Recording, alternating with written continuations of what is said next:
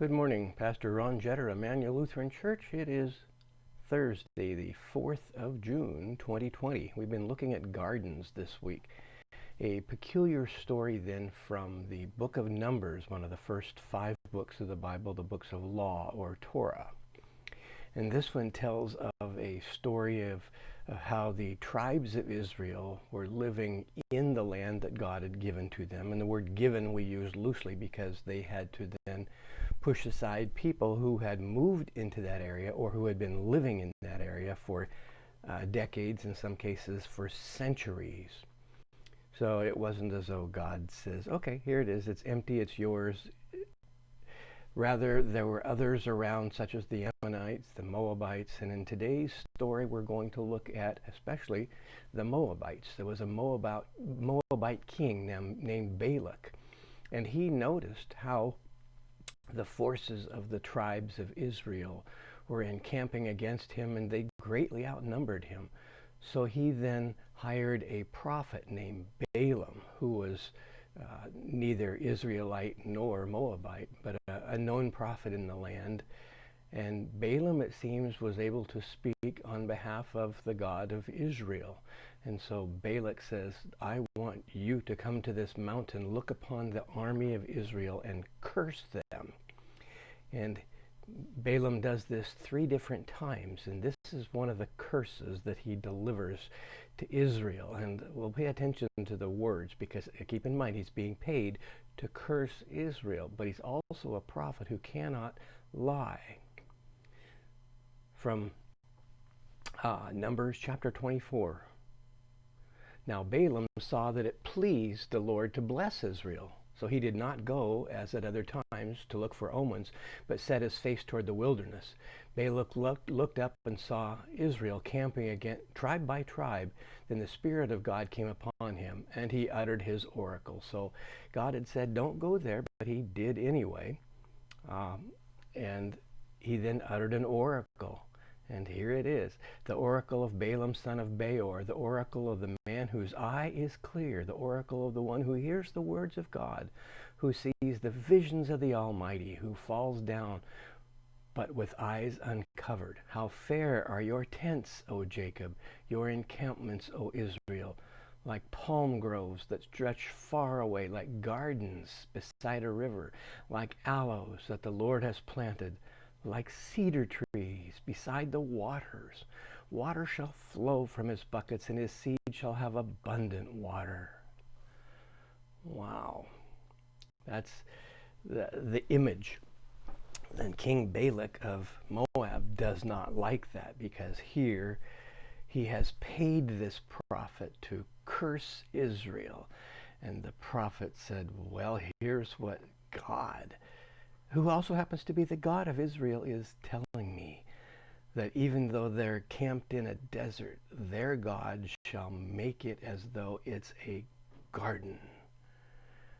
Water in the desert was life itself. Water in our desert is life itself. I was talking yesterday during our Bible study with some of the people there, how water rights are kind of these difficult things. You may have property that has water rights, but you may not actually have water access.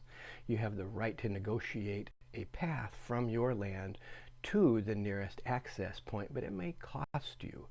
Nonetheless, even if you don't have water on your property, if your property is part of a water rights section, as many of the places in this valley are, you will pay for those water rights, because you're not paying for the water, you're paying for the right for farmers to have that water, for that canal to be there to bring water from the Yakima River, from the dams and reservoirs, from the mountains, from the snowpack.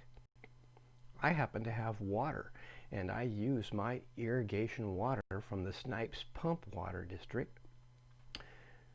And they have to pump water up to the top of the hill where I live, because 100 years ago, the Reverend Stephen J. Harrison did that. He built an Archimedes screw to lift water up from the canal to the top of Harrison Hill.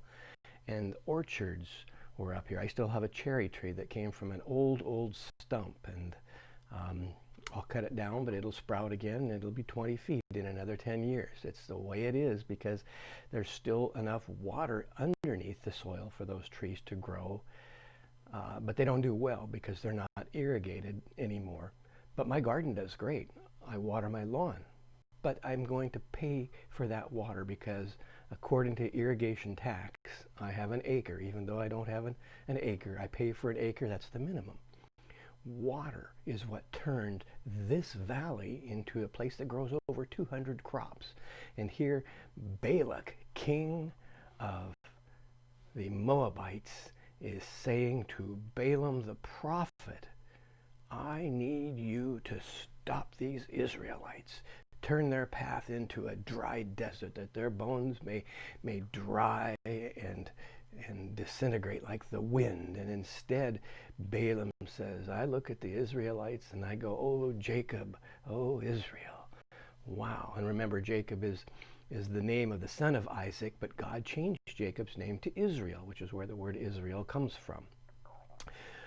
And then Israel had the 12 sons, which became the 12 tribes. And so the king says to the prophet, I want a curse. And the prophet sees nothing but blessing, nothing but victory for Israel. And victory, the image of victory, is the image of a garden, of things growing, of palm trees, of aloes. I love going to California. We lived there for 14 years. My daughter lives there. My brother lives there.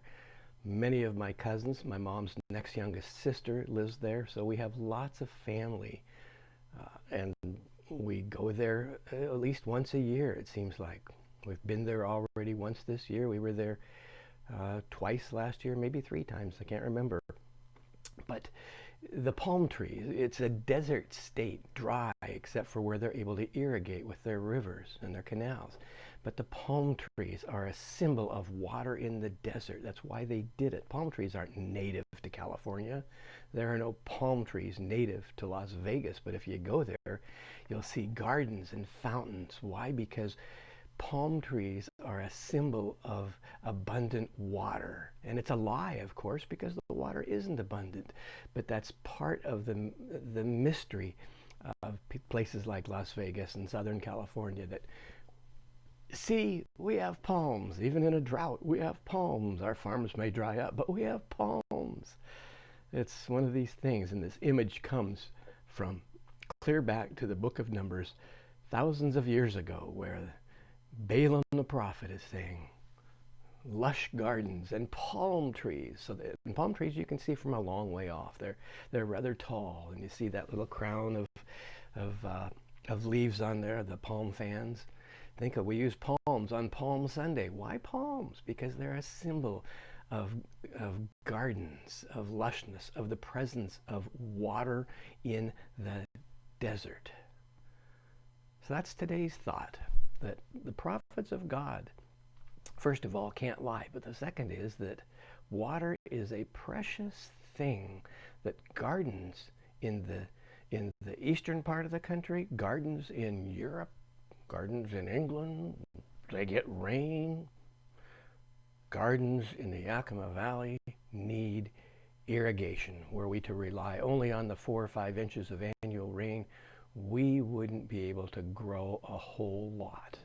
We're able to grow dryland wheat very successfully under these conditions. But we do not live by bread alone. We live by the green vegetables. And I ate lettuce, green leaf lettuce, out of my garden. It's the first crop that I have, and it was wonderful. So now we're eating of our garden, and I need to thin the carrots, or the rest of them are never going to grow very big. But we've got beets and beet greens, the broccoli's coming on now, lots and lots of lettuce. The potatoes are now blooming. The peas and the beans are climbing up their trellises. Pepper plants are putting on little peppers, so it's all looking good. The cantaloupes and the cucumbers are a little slow popping out, but now they're up on their hills, and they'll start vining here pretty quick, because once they do start to grow, they kind of take over. Well, that's today. How's your garden growing? And what is your water source? How do you take care of water? How do you get water to where it needs to be so that whatever your vision is for a garden can come true? Maybe it's a pot of herbs. Do you water it by hand? We water our herb pots, which are up on our upper deck, by hand. The garden and the lawns we water by hoses and sprinklers. But it all has to be watered. It can't go a week in the heat without water because we live in a desert. And as Balaam's vision reminds us, growth is abundant where there's water. But as we know, it doesn't get there by itself. Thanks. See you tomorrow.